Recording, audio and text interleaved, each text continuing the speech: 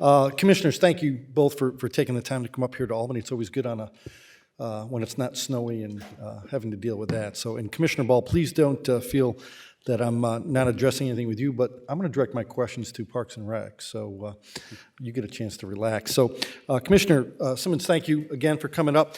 As somebody who has a bunch of parks in their district, in Otsego County where I live, we have Glimmerglass, Betty Wilbur State Park, Gilbert's Lake, and they're absolutely amazing. And one of the things you brought up was accessibility, which I found was the key word to that.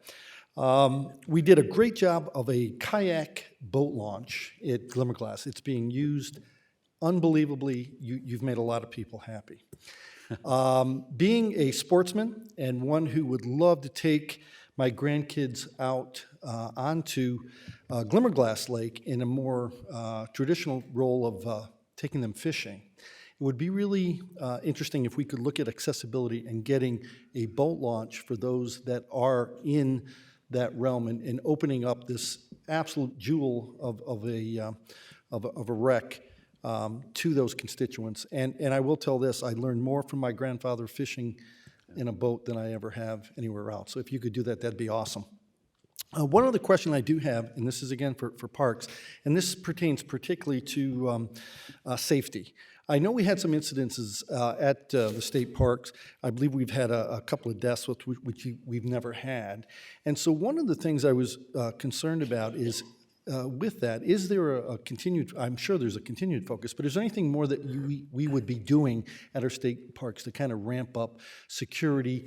I'm a first responder, those type of things, is there a plan in place to address, because we're talking quite a few people coming hopefully for the Ryder Cup and things of that nature. Thank you. And thank you for your service as a first responder, as the partnerships that we have with the emergency services, both from a state and local perspective, that really sort of help us all, partner in delivering, utmost public safety to our visitors.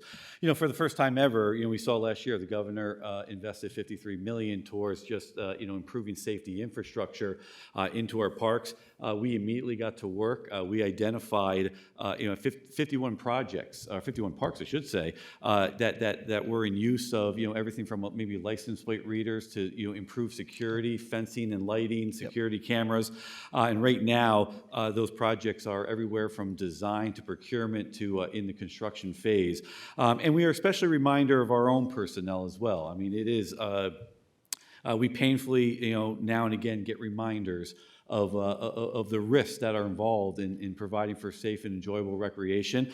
So we are looking at training, enhanced training across the board to make sure they have the resources they do to get their job done. Thank you. Thank you.